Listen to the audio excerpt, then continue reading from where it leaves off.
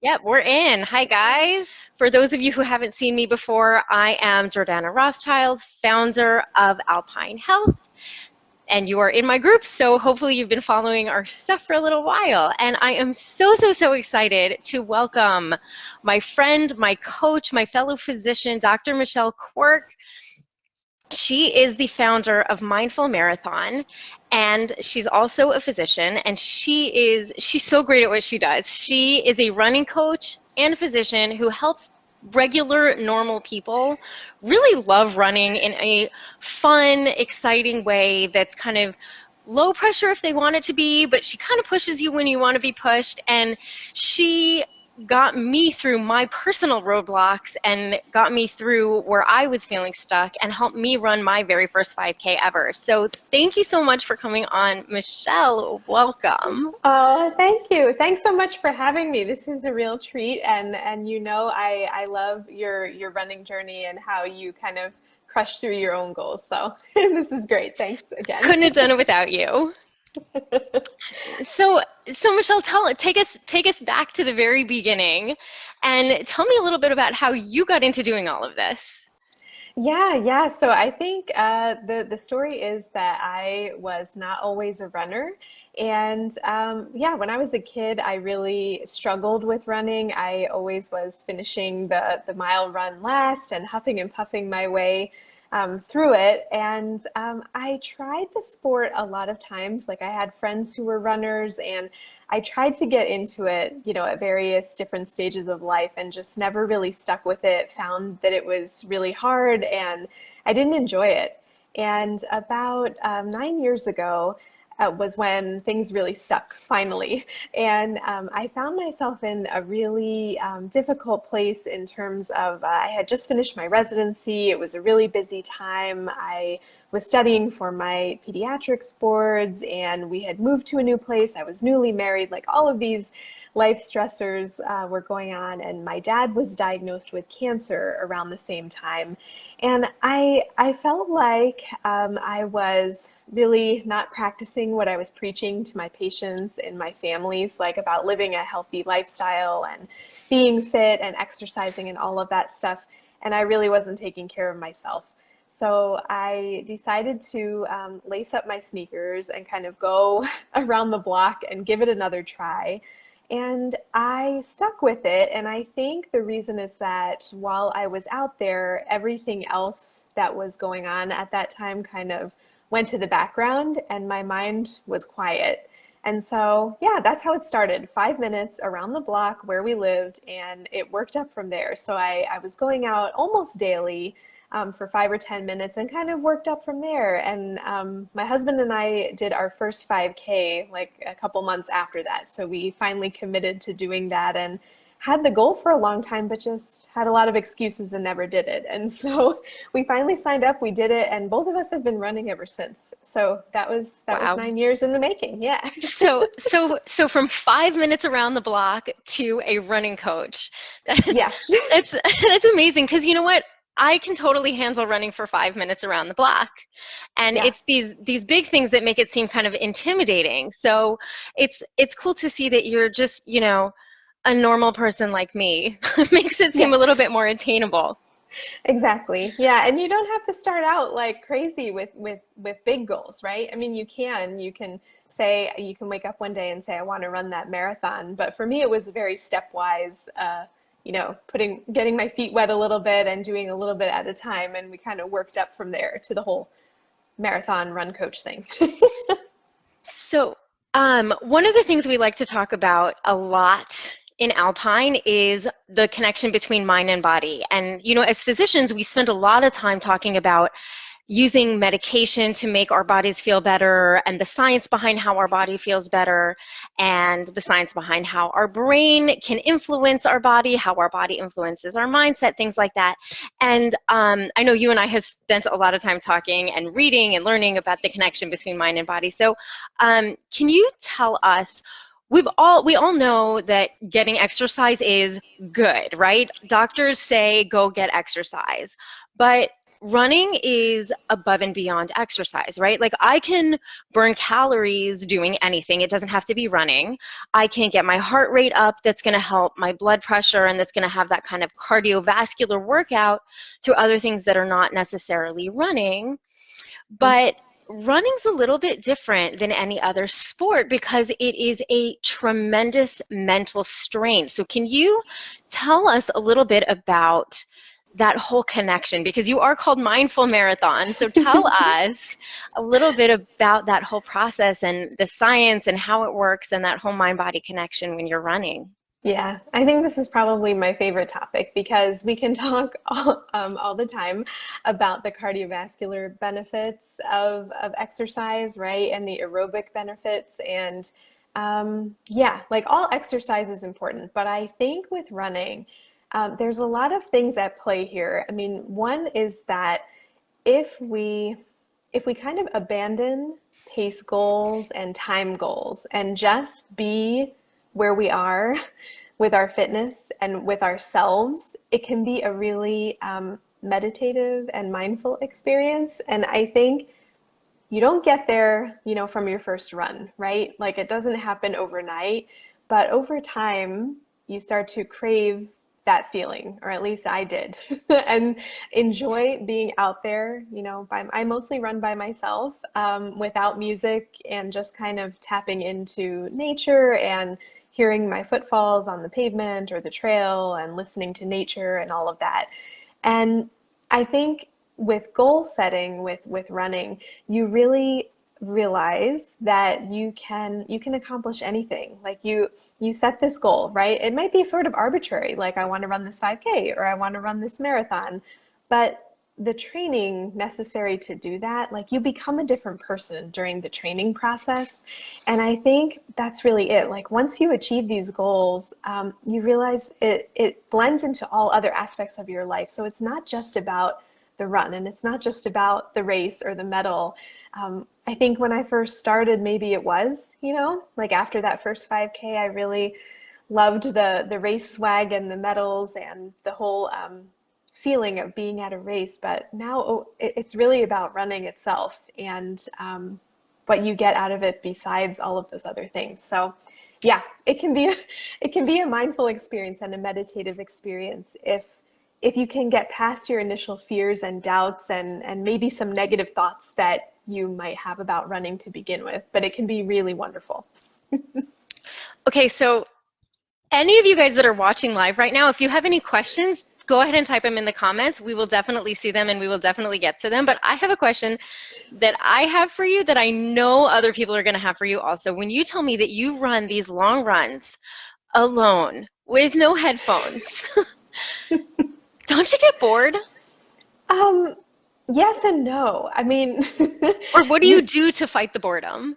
okay. You can run with music, right? Like I'm not telling you not to do it, but maybe as if you're used to running with headphones and with music, maybe give it a try. Like humor me next time you go out there, just don't use them for maybe 10, 15 minutes, like for half of it, and then you can put them in for the second half. I've done that before. Like in the marathon, for example, I ran the first half without any headphones and then the second half with some music. So you can be flexible about it.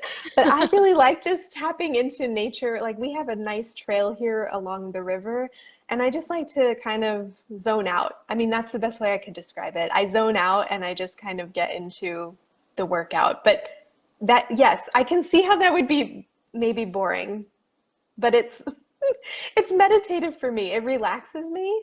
So I don't know. Think about it in a different way. I mean, I'm not telling you you have to like burn your headphones, but but just try it. Just try it. Maybe even for 10 minutes if you're like, I don't know, just turn off the music and take your earbuds out and I stuff them in my sports bra, so you can run without them, but if you need them, they're there and you can stick it back in.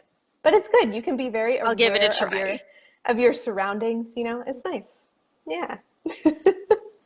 So, um, what is like, I know we have a lot of runners in our group actually, but for those people that are watching or that are in our group that are not runners, what's like a quick and easy first step? Like we have a bunch of people who really like walking, Hmm. right? So if I'm a walker, but I'm scared to run, I'm worried to run, I'm worried I'm going to get injured, or I've just never done it before, what's kind of a first step that somebody can do if they are really, really starting from scratch?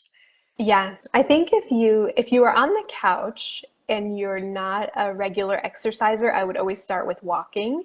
But if you're already walking and you enjoy it and you want to try to put in a little bit of running, I usually recommend doing basically it's called run walk intervals. If you know Jeff Galloway, he really popularized this plan and it's wonderful. But you can do it. You don't need anything fancy, like you don't need a watch or phone or anything. We call it like the mailbox technique. So you pick stationary objects. So you're out on your walk.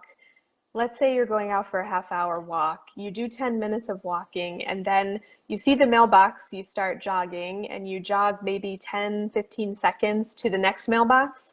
So it's just picking something stationary. So it could be A lot of us in New mailboxes, York, a lot of us in New York have lampposts. really close mailboxes to each other. Okay, all right. Maybe pick It's two, good. three mailboxes. Got to get out of town. Yes. You could pick light posts, stop A sign, like Texas anything. mailbox, maybe. Correct. Yes, on the farm. Yes. And but yeah, pick something stationary and then or you can count in your head, count down from like 15 seconds and just go between the stationary objects and then walk again for maybe, 2, 3 minutes. And if you feel encouraged that that wasn't too bad, then do another jog interval. And that's like a beginner run walk interval. And if you want to get fancy, like there are interval timers and things that you can set on your phone so that you can do run walk a little bit more, deliberate. But if you're just starting out, you can go between the stationary objects. Just do it when you feel like it, see how it feels. Go slow. You're not trying to sprint between the mailboxes. Like we're we're going slow. We're, as if we were all running together, we could have a conversation. So that's the goal. You want to be able to keep it nice and easy and slow, so that we could have a conversation if we were out together. Okay. That sounds manageable. That sounds manageable. I could do that. Um, so this is so fun. And I'm so excited. So for those of you guys that are watching, and we're gonna post more information about this afterwards, but everybody's been waiting for kind of our big announcement. And I'm so excited to be doing this. But do you want to tell us about the big event? Yeah. I'll start and then you fill in more. So we are having, okay, let me just give a little backstory. I've always wanted to be a race director. So like since I started running and doing races, I've had it in the back of my mind that it would be really fun to be a race director.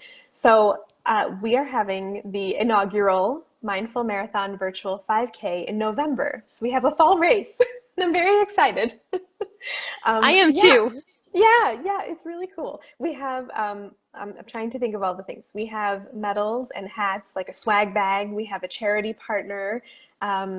Yeah, it's going to be great. So the registration is open and registering now, we have an 8-week training plan that comes along with it. So if you're kind of thinking like, I'm not sure how I would get to a 5K by the middle of November, we're going to get you there.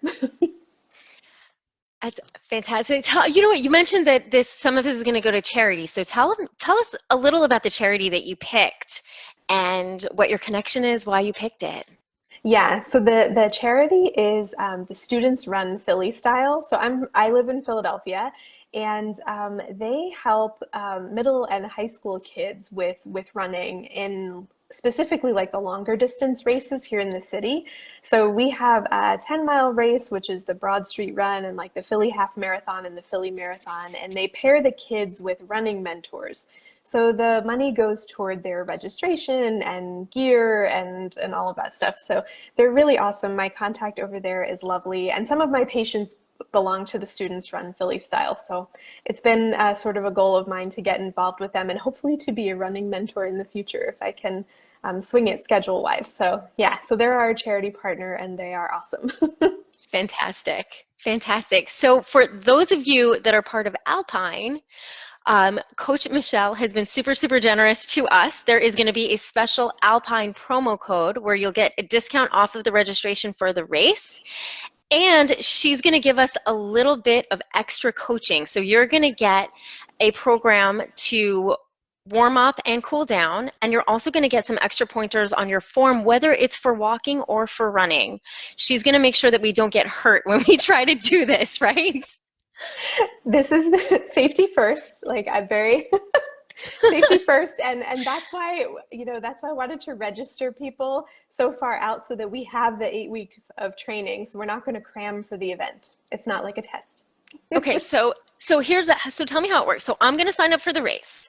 It's the minute I click register, I'm going to get these videos and all of these fun things, and then I'm also going to be sent all of these swag and gifts and all kinds of fun stuff. Yes. And then from that point on, I start training, right? So when I start training, I'm going to use your 8-week plan. We only have about 6 weeks. We have about 7 weeks. I'm going to have to cram a little on your 8-week plan. That's okay. It's okay. This week was all walking. This week is all walking. So I can skip the walking, and then you're going to give us tips every week to like keep us moving forward. Yes. Yeah. The training plan comes first, and then I'm going to be sending out weekly emails of training, like a topic and a tip every week. And then I don't have the swag in my hands yet. It's coming. So that will probably be mailed out in November, like around the race time. But you'll certainly have the preparation. Very cool. And for those of you who live locally, who live on Long Island, I am going to be running the race, weather permitting, on November 14th on that Sunday morning at 7:30, and we're going to plot out a route on one of the running trails here on Long Island for us to run together. So any of you who want to run it virtually, if you have other people with you that want to run it together, pull it together, do it together. That's awesome. If any of you are local on Long Island, you can come run with me. I love that idea. Maybe I need to do that in Philly for my local faction. Yeah, and you know what? We have a bunch of Philly people. We have a bunch of, I'm going to tag the Philly people in this group. I'm going to call you guys out. You're in trouble. Okay. No, that's great. I mean, it would be really easy to do. We have so many great trails here. I can definitely do that. That would be awesome. Then I can meet some of you in person. Yeah, we'll run together. All right. Yes. So thank you so much. Thank you for coming on. Thank you for coaching me. Thank you for doing what you do, keeping people healthy and happy at the same time. Oh, well, thank you for doing what you do, and my pleasure always, and thanks so much for having me. Thanks, everybody, for being here. All right. This is going to be fun. You will see more of her. Bye.